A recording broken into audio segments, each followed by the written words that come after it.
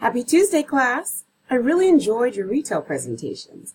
I hope you had just as much fun putting them together as I did viewing them. I must admit, seeing some of those ads was a cue for me to go purchase an item. But don't worry, I'm working on replacing that shopping routine. Well, now's the time you have been waiting for. It's time to write the research paper. Yay! Last week, you were able to think about which topic you would pursue, figure out some tips in the library orientation to help with gathering sources, and even begin thinking about and creating your annotated bibliography. Now it's time to really dive in and complete your entire annotated bibliography while developing an argument about your chosen negative habit of society. Please take note, this week's discussion has 3 parts to respond to and 2 different classmate responses. Read the instructions carefully before you submit this discussion.